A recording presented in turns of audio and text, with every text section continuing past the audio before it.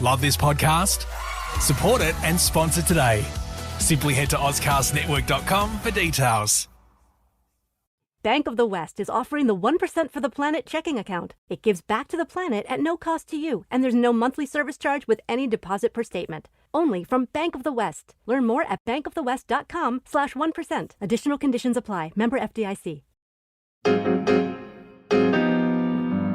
The Bachelorette and Friends.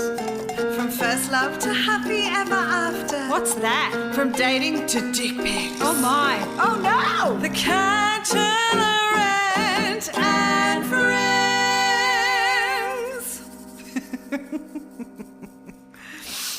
Oh, I love a good dick. This podcast contains sexual references, coarse language, and adult themes from the beginning and throughout. It is not recommended for listeners under the age of 15. Guess what, lovers? The Bachelorette, there's always a catch, is back on stage in 2021. First up, The Mill, Adelaide Fringe Festival, from the 18th to the 28th of February, 7:30. Tickets on sale at the Adelaide Fringe website. Hello, beautiful people, and welcome to the Bachelorette and Friends.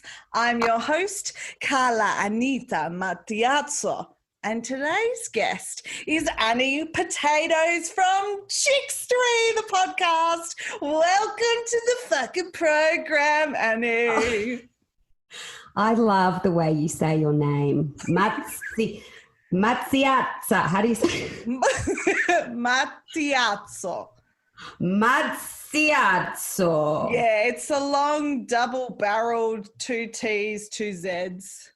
I love it. I love it. And that's it. Is that Italian? Yeah, so my dad's side is French-Italian and my mum's side is Italian.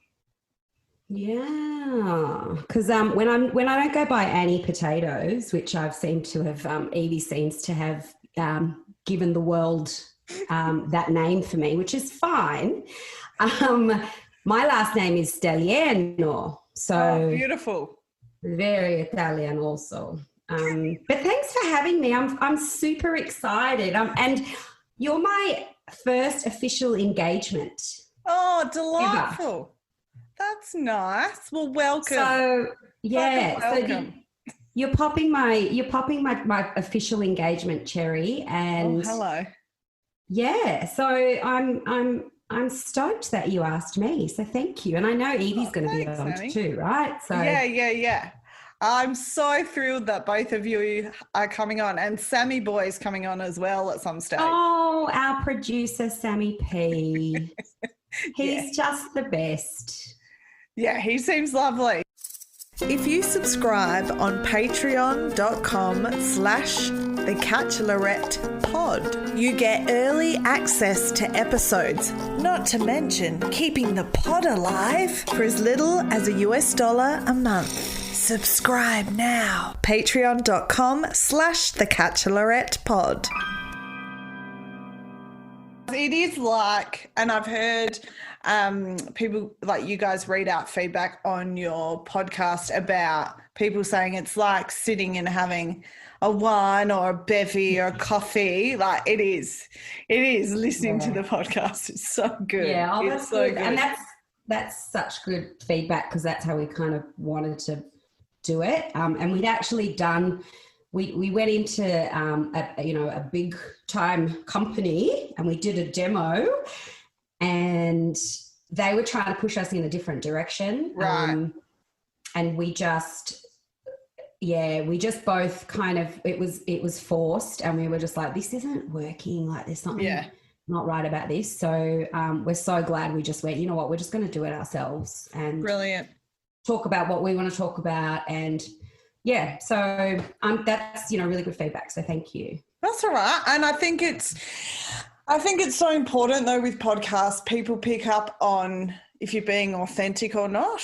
People can 100%. hear it because we can't see anything. You can pick up through tone of voice and whatnot if things are being genuine. So you guys made the right decision there, I think.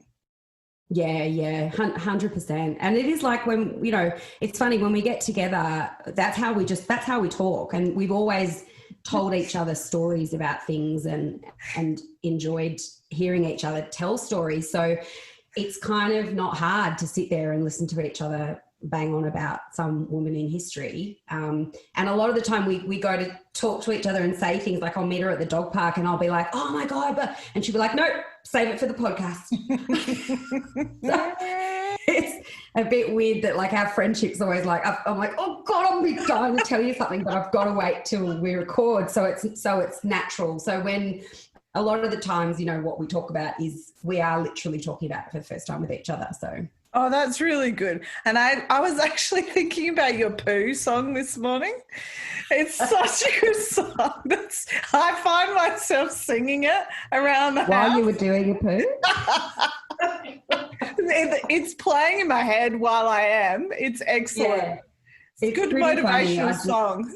Yeah, and it was funny because we didn't know Sammy was going to edit that into the podcast later as well. And Evie had been gone for ages, and I was like bored. And I think it was the time we were recording from home, so we just left everything recording, and then he put it in there as a bit of a joke. So it was pretty funny. We were quite surprised when we heard the edit. Very funny. Well, I think everyone loves it. Well, I know I love it. Thanks. Yeah, okay, we love it.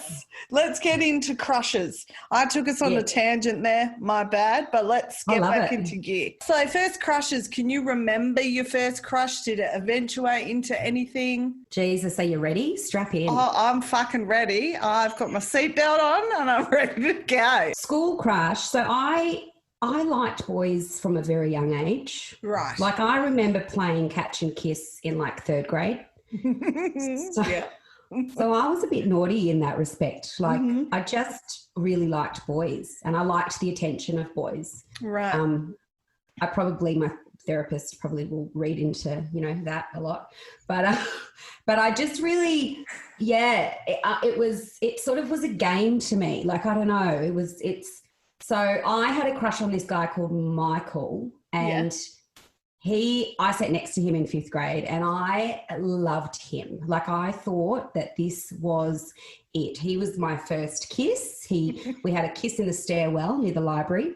Right. But funnily enough, there was a catch with Michael. Oh. And see what I Look did at there? you go. And I did there. He also liked a girl called Brooke, and he used to get Brooke and I on a Monday morning. I can't even believe this, and I only thought about it the other day when I was thinking about this.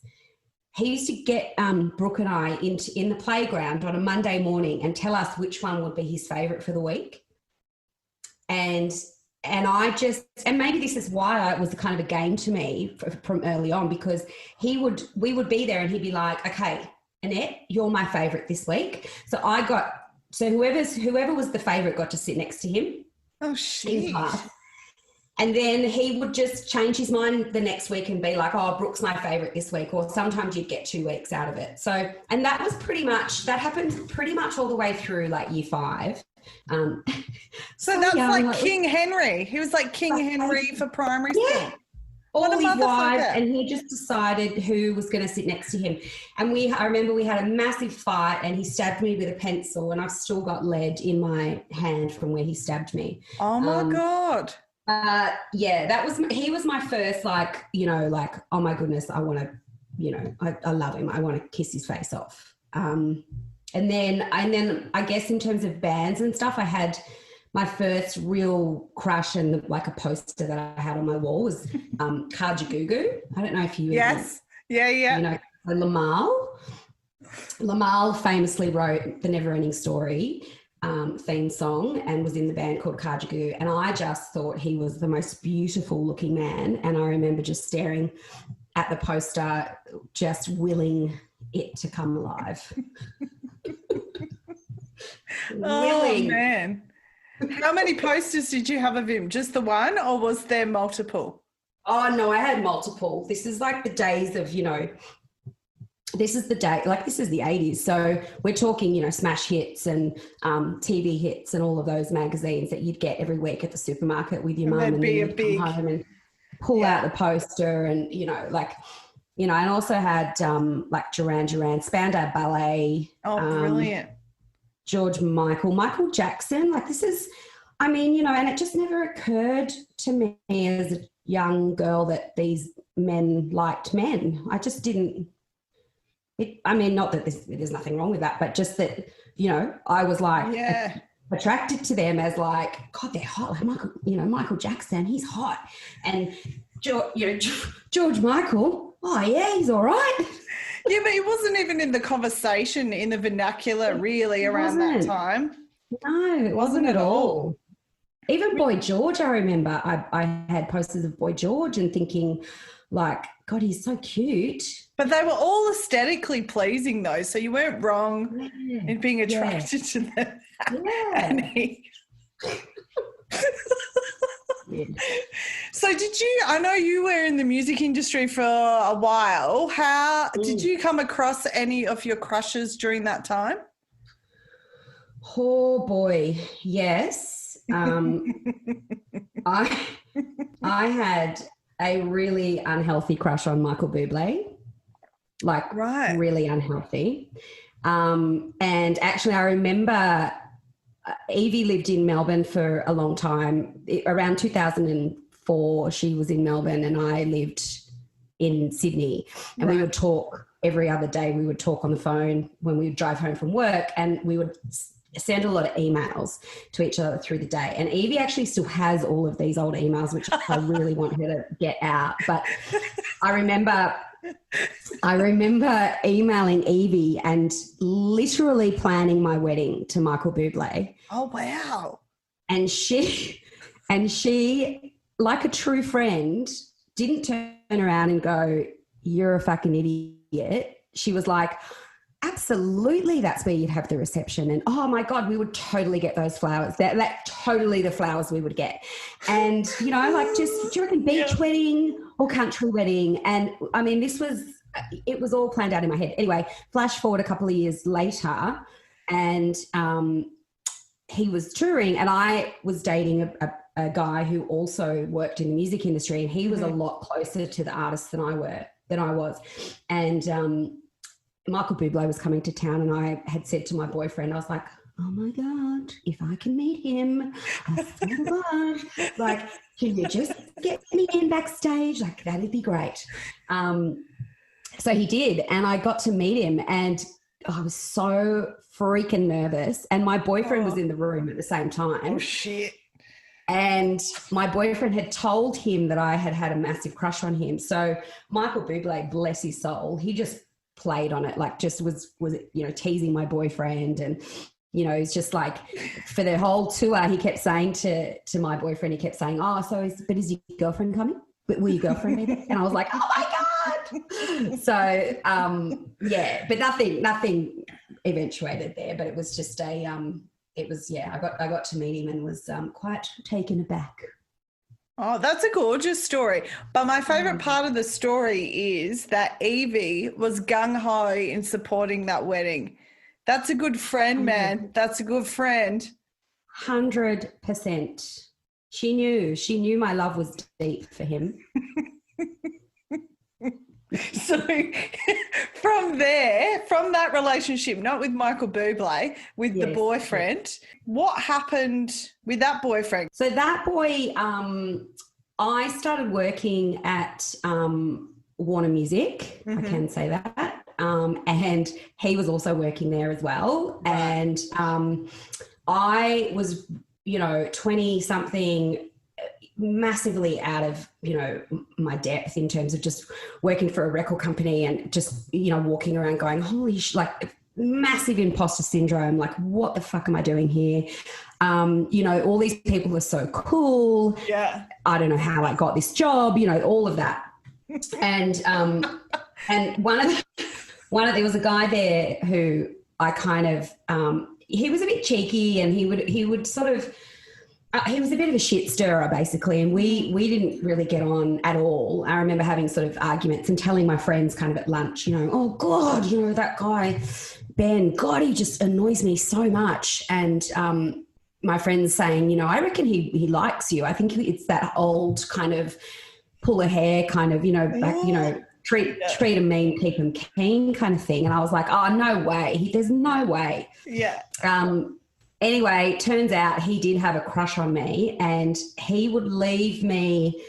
He found out through a friend of mine that my favourite lolly was Redskins. I had an obsession with those, lollies, Redskins. So every day, without fail, I would come into the office, and on my desk would be a Redskin or like a box of Redskins. Aww. And he just kept chipping away at me, just chip, chip, chip. And then eventually I was like, all right, let's go on a date. And then we were together for like 3 years. Yeah, wow. We bought a house together. It was all real peachy. serious. Yep. Got real serious. And then I got a spidey sense that something was up. And I don't know, you know what I mean? I just was like, nah, something's going on here. There's not, just weird phone calls at weird hours and always on his phone. And this is before people were always on their phone as well. Like This is BlackBerry days when you just weren't on your phone other than to text message. So yeah. So I'm like, he's always on his phone and so anyway, turns out I decided to end the relationship just based on that. And also, it wasn't we weren't in a great place. Right. And so I ended the relationship, and then, a couple of, months later I was out and I saw him with a girl who I had suspected that he had been having a little bit on the side with. And so I was, my spider senses were right at the time. Although you try to get, and even like gaslighting wasn't a thing back then either. It was like, that wasn't even really a term that we used. You just thought you were crazy. Yes. Because that's easier, isn't it, to make the woman look crazy than to actually unpack what's going on. Mm. Totally. It's like you're just crazy. I don't know. You're just making a big drama out of nothing. And it's like, I don't know. So where does your spidey sense, Annie, resonate? Because I find it really hard to articulate that. Like, it's like, for me, I've always been in relationships. I've ignored the whisper and I've waited for the brick in the face. That used to be my problem. 100%. I'm the same.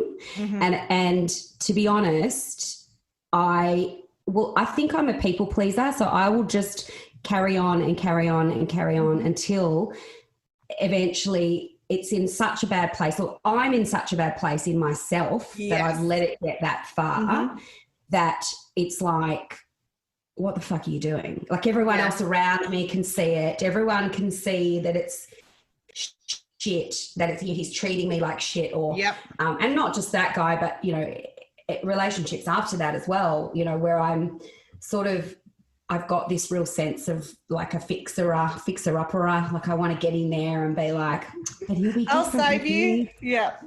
He'll be different with me. You just wait and see. Yeah. So it does. It starts as a whisper, but then it literally manifests into me being more hard on myself, I think, and going, you idiot. Like, why you just, how could you not have seen that? Do you think that relates somewhat to a cultural thing? Women are supposed to be the nurturers, the givers. They're the ones that fix things. Do you think it comes from that? Because I know I'm hearing a lot of myself in what you're saying there, Annie. Definitely with the saviour and the fixing situation, Yeah, and if I look at my sort of family dynamic, absolutely. My mum is English Australian, and my dad's Italian. So, and my mum is probably one of the most selfless people that I know, in terms of just keeping a family and a household running working 2 jobs. My dad got quite sick while I was sort of towards the end of school. Right. So she was kind of, the main kind of breadwinner, and just got it done. Like, just was like, you just sort of put everything aside and you just push all of those things aside and just get it done. And I think I've picked that up absolutely, in terms of keep the peace. Don't want to, disrupt the home. Mm-hmm. It's easier to just put your head down and carry on, which hasn't been great for her either, but that was just how she was. And then also seeing on my dad's side of the family, like, you're right, exactly, going over to my, auntie's places and my, relatives, and the mum's always, feeding people and being the entertainers and being the hosts, and the dads and the men sat in the room and drank beers and Lambrusco, and the women were constantly waiting on them hand and foot. So yeah, that's interesting. I hope you're enjoying this episode of The Catchalorette and Friends. Make sure you follow the podcast at The Catchalorette Pod on Instagram. And if you think your love journey is worth sharing with me on the podcast, send me an email, thecatchalorettepod@gmail.com, or slide into my Instagram DMs. Oh, and don't forget to give the podcast a review and tell all your motherfucking people to listen to the show. Now let's get back to this episode. And I would say it also has a little bit to do with finding our self-worth. And once we recognise that pattern, going, hang on, I know where my boundaries are. I know what my self-worth is. I'll love myself, and I'll love the right person that's supposed to come into my life, but I'm not going to fix anybody anymore. It's fucking exhausting, Annie. It's exhausting.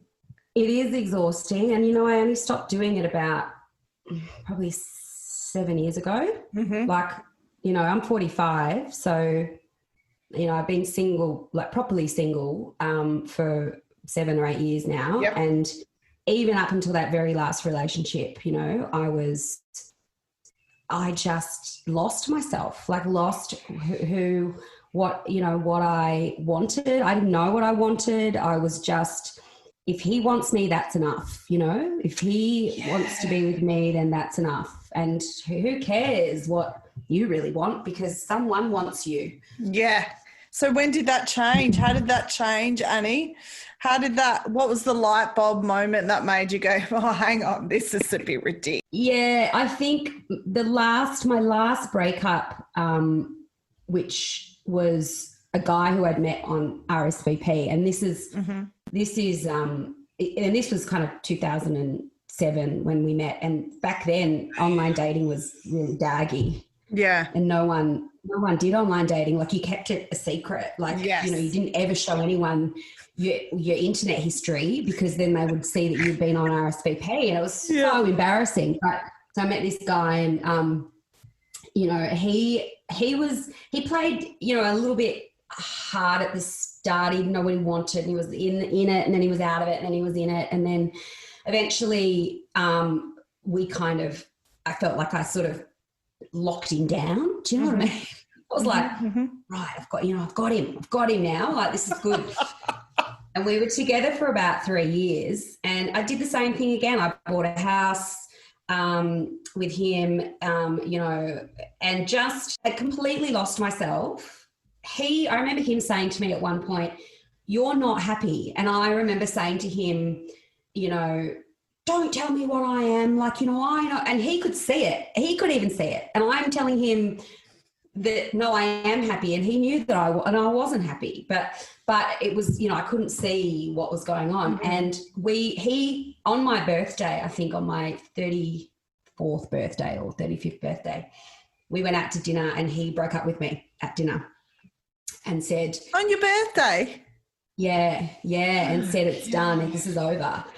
And I remember just feeling the most sad and upset that I've ever been. I remember just experiencing grief for a relationship that I had never experienced before. And I felt like my world had just been ripped out from under me.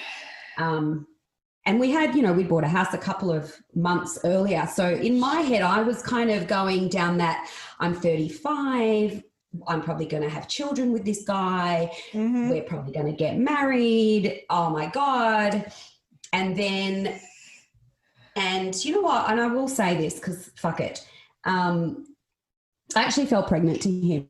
And I remember I was 34 and he convinced me not to have it. Oh, it was the wrong Annie. time. So, and this is how sick I was, like just in my own head of like, what am I doing? And I went along with it because he promised me, he said, now's not the right time. Let's just, we're going to get the house. And then once we're settled and, then we'll do it. Then it'll be a good time. And I remember going to the doctors and the doctor saying to me, are you sure? Like you want to do this? Because this might be your last chance. And I remember saying like, yeah, because I just thought I was just in love with this guy so much. So, so I did. And I ended up terminating that pregnancy. And even like, I just didn't feel that either. Like, I think I was just, I don't know, I was numb. I was completely just in a weird place. I'm sorry that happened. I'm really sorry. God. That's heartbreaking. Annie, heartbreaking. So I think the potential of what that relationship could have been for me is what made me so upset and grieve that relationship so much. Yeah.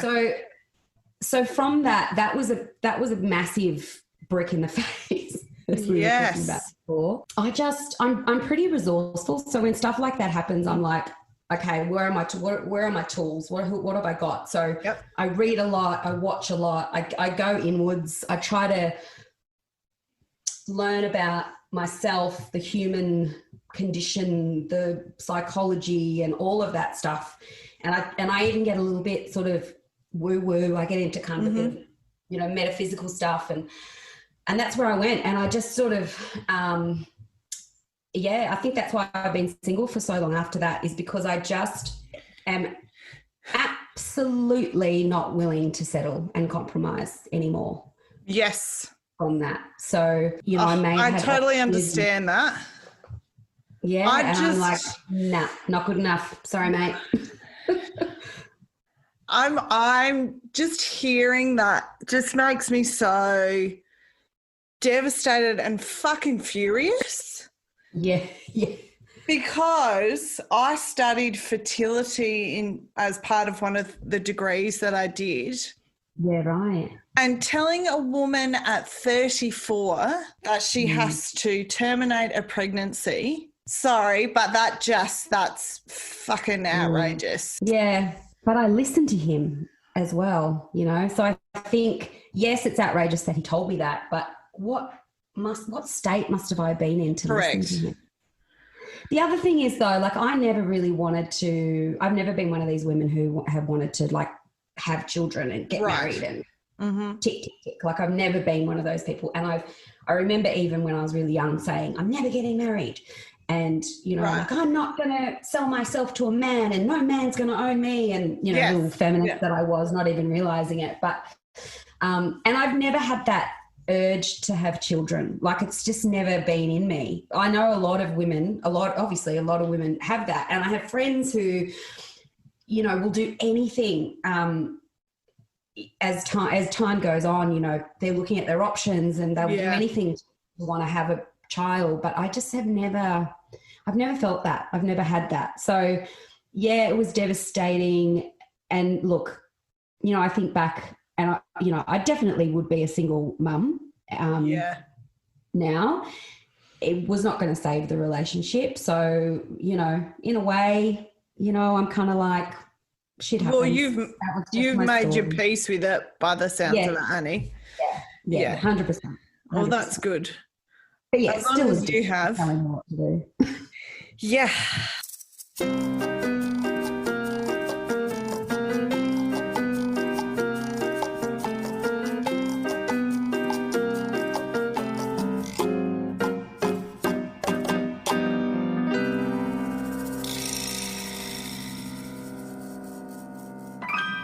online dating, I've jumped on and off it, and it's not my favourite thing in the world. Do you have any tidbits for people, Annie, out there with online dating to survive it? Because it's a jungle. It is a bloody jungle. And I'm like you. I think everyone has a bit of a love-hate relationship with it. Like I'll have a shit experience and some guy will be a dickhead and I'll delete it and be like, I'm done. That's it. I'm off the apps. Yeah. And then it'll be Wednesday and I have had a whiskey and I'm like, I might just download that app again, and just play on the apps again. And it's like, I don't know. It's I think if you're someone who has dated pre-apps, it's really difficult to get your head around the fact that there's just, it's so disposable. People are so disposable. And I do it myself. I'm there just swiping away. Nah. Oh, he's not, bad shoes. Nah. It's like, it doesn't take a lot to and that's just not how humans work. I mean, we, and I compare it to like, when I was kind of at school, or like had finished school and was going to barbecues and friends' houses and things before that. And you would meet someone at a party or at a barbecue and you would connect and you'd be like, oh, he's really nice. And then you'd know that between leaving him and the next time that you would see him, the chances of him meeting another person and having that same connection were quite low. Like you'd think that probably didn't happen a lot. Flash forward to today and you have that little spark and connection with someone and then he's doing the same thing with about 50 other girls before you get the chance to go, what about me again? Yeah. I just, you know what I mean? It doesn't, I totally do. It doesn't, I haven't been on the online stuff for a while because I found it really hard to connect. And I need I need all my senses to be engaged for anything to happen. So I found it really hard just looking at a picture and going, I've just had too many negative experiences, a couple of dangerous experiences from the online dating stuff that I just went, I can't do this, can't do it. Yeah, 100%. It's just, if you're someone who is, makes a connection through talking to someone and chemistry and feeling a vibe and, all of that stuff, then the swipies are bloody hard, let me tell you. And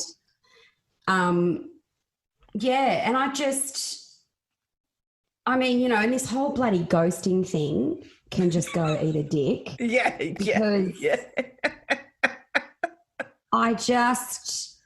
So I'll tell you a story actually, which just came to me, but I was dating a guy when I was living in Sydney. I was living in Bondi and I met this guy on Tinder and we'd gone on a few dates and it was really good and it was all happening. And then he disappeared, completely just gone.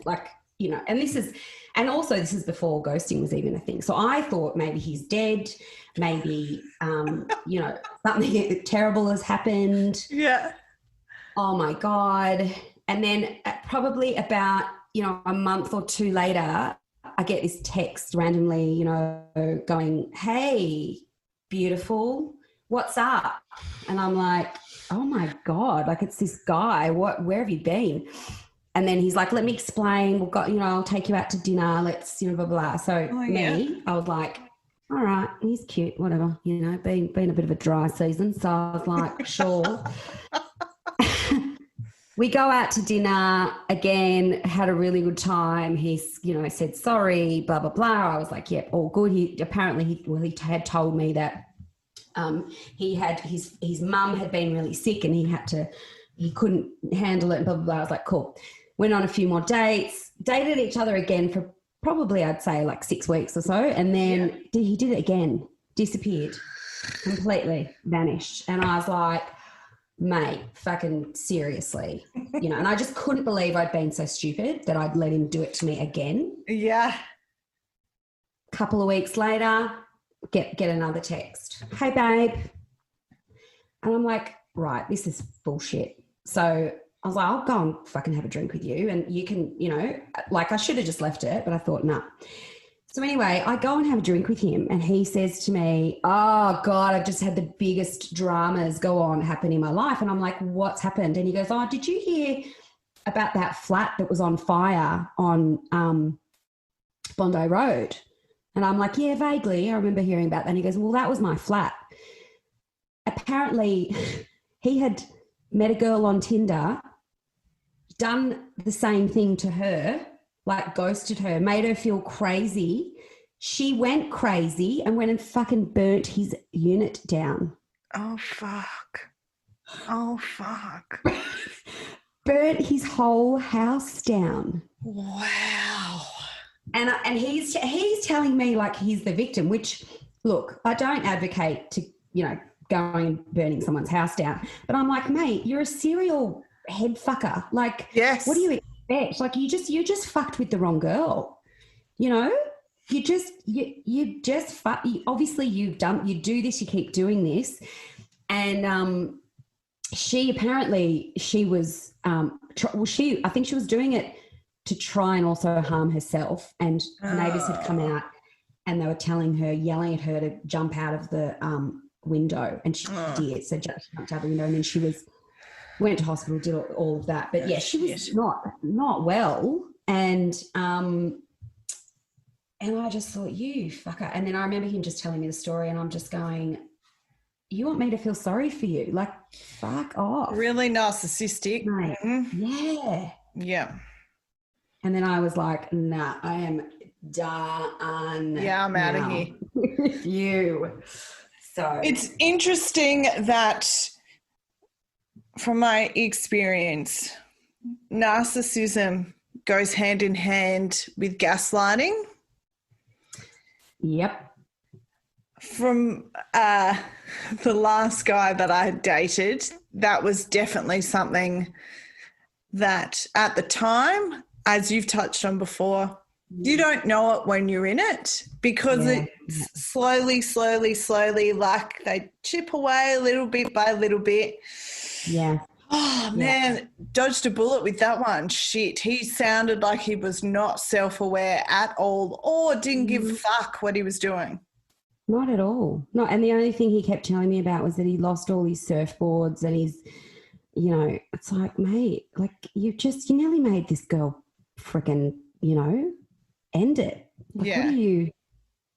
Yeah, and that's the thing, I reckon, just that we laugh about it and say, oh, ghosting's funny and, and then I never heard from him again and whatever. But it's such a horrible experience to go through. Is. Like if you're ghosted, it's just, it makes you feel like you don't have a chance to even, I don't know. It's just, it's horrible. Do you think because there's no closure there, Annie? Do you think it's the fact that there's no like breakup per se, or there's no, I don't want to keep dating you anymore? It's just that you go from the intensity of getting to know each other, and it's usually the guys that are really intense with the conversation and the texting and lots of promise, and then all of a sudden it's like, where the fuck did that person go?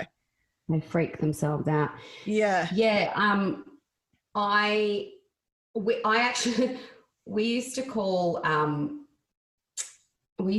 man beavers. I remember about 10 years ago, we'd call them man beavers because they would come out of their holes. Mm-hmm. They'd forage. Is that the word? Forage around for food and sex. Get it, and then go back down into them. We'd be like, man beaver. He's a man beaver. I just think it's the absolute like most disrespectful thing, like not responding to someone and just paying someone no attention, like giving them absolutely 0% of your attention is the most disrespectful thing that you could do to somebody, I think, especially if you've had connections and chats. Correct. And just having the absolute complete disregard for someone else is awful, so awful. And there, I used to find at the very beginning, like the first few times I was ghosted, I'd then do a self-analysis and I'd go back through the messages and go, okay, what did I say that drove this person away? Yeah. Did you do that, Annie? 100%. Like I've even thought in my head, like, oh, maybe it's because of those shoes I wore, or maybe he doesn't like that I have that I had black nail polish on. Maybe he doesn't like girls who have black nail polish. Maybe he didn't like the color of my hair. Yeah. Maybe just ridiculous thinking, because you do think that it's you. Like you're like, well, it must be, there's something I've done that has just repulsed this person so much. They're going to disrespect me that much to not even respond to me. Yeah, I don't have a constitution for that. You know what I mean? It's just... Yeah, it's awful. And I think something that's really helped me with that kind of stuff, there's a book that Zoe Foster Blake has with Hamish called Textbook Romance. I'm not sure if I it's haven't a read new it, but one. I've heard about it. Yeah. I'm not sure if it's a newie or an oldie, but I only got it the other day because I've got a few of, well, nearly all of her books. And I'm reading it, and some of the stuff that's in there is really good in that it gives you your power back. Like, for example, if he doesn't text you back, he doesn't communicate, that's actually his loss. Yeah. That's his loss that he hasn't made the effort to continue to get to know you. I'm paraphrasing here of the stuff that's in there. But it's really helped me going, I'm actually the valuable person in this scenario. So if this bloke doesn't want to keep engaging, then that's his problem. And you know what the hardest thing about that is that intellectually, like, we know that. Correct. But when it's happening to you, you just you become the muddle-headed wombat, and you just don't know. You're like, I know that's true, but I just don't know how to make it true for me right now. Yes. It's too hard. I remember going, I was on a trip with Evie actually in Bali about 15 years ago. And I read their first book, Zoe and Hamish's very, very first book. Or maybe it was just her book. I can't remember what it's called. I think it was, she had written it, and then she had gotten Hamish in to write some like the guy's perspective. Yeah, that's like Textbook Romance has got that too. He writes in the blurbs. In the little... It sounds like a similar thing. But this was like, I don't even think they weren't together. This book, which was their very first book. But I remember thinking, God, yeah, absolutely. Like, God, that makes sense, you know? Yes. Like just started seeing the guy from RSVP. Right. I'd gone on a trip with Evie, and I remember thinking, because he was sort of, you know, in and out at the beginning, just like, I don't know, I'm into this, no, I'm not, I'm into this. And so I remember reading that going, you know, coming back to Australia all powerful, and, you know, it's like, no, I'm not going to text him, and I'm going to wait for him to text me. And then it was like out the window, you know. But the other thing I think that changed that was he's just not that into you. I think, you know, the classic line from Sex and the City, and that, you know, later became a movie, and is there a book as well? I don't know. But just that realization of like, oh, yeah, I guess he just isn't into me. Mm-hmm. It's kind of freeing. It is. I've given that book. I've actually got, I don't know where my original book of He's Just Not That Into You, because I've lent it to so many people, but there's also like a daily affirmations as well. Good. Which is it's really handy. It's really handy. Yeah. It's really handy. Go-to. Oh, man. So let's keep talking about dating, but I've got a slightly different tangent to go on. Sure. What have been your favourite dates and why? I'm not a big dater, and I know it's not like, I mean, I'm trying to think of like, you know, bachelorette type dates, and I've never been on one of those bloody dates. I don't know what fucking universe they're living on there. But for me, you know, when I think about it's like less is more, you know, like those times where, you know, you could just go to a beach or be sitting out under the stars and talking and drinking whiskey and talking about life. You know, that to me is one of my perfect dates. And I've had a couple of those like throughout the year, you know, throughout my dating life. And normally if a guy says, you know, what do you want to do? Let's go on a date. I'll say to do something in nature. Like I'll be like, can we go and sit at the ocean, or can we go for a walk? Rather than, you know, let's go to this nice restaurant and have dinner and, you know, let me get all dolled up. Like I'd rather go and, you know, be barefoot and sit outside somewhere. I'm with you. Do you have any parting tidbits or advice before I love and leave you, Annie? Jeez Louise. I think that the most important thing that I've learnt in my dating life is to really put the work into yourself and know yourself better. I know I've heard you ask in other podcasts, do you believe in happily ever after? Yes. And I thought about that question because I thought, I wonder, do I? I was like, And I thought, I came up with my own little thing for that. And I thought, I believe in happily inner after. Oh, I like.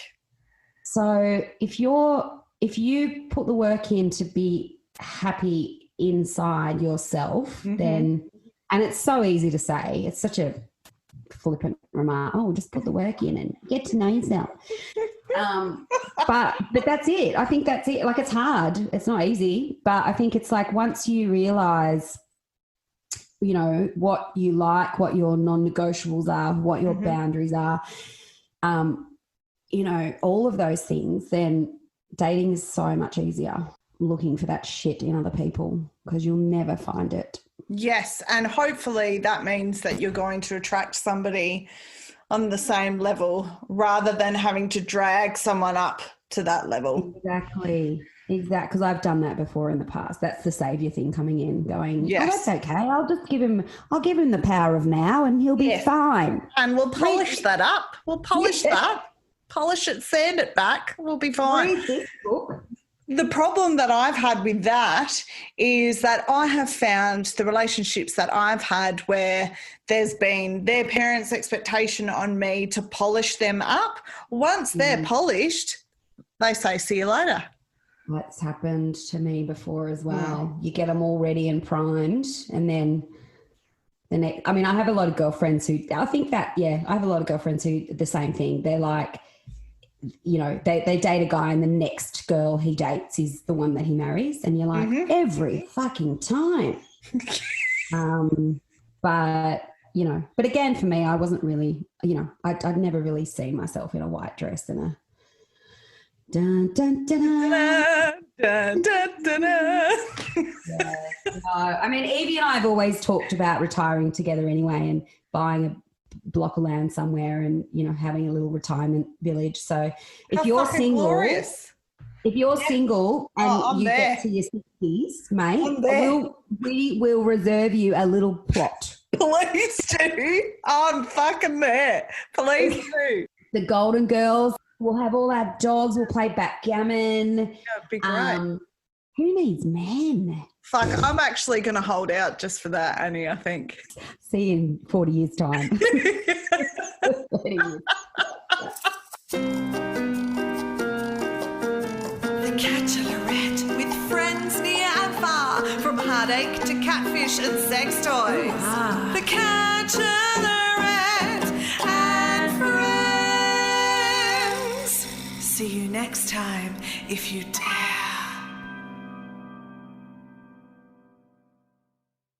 Bank of the West is offering the 1% for the planet checking account. It gives back to the planet at no cost to you, and there's no monthly service charge with any deposit per statement. Only from Bank of the West. Learn more at bankofthewest.com/1%. Additional conditions apply. Member FDIC. Love this podcast? Support it and sponsor today. Simply head to AuscastNetwork.com for details.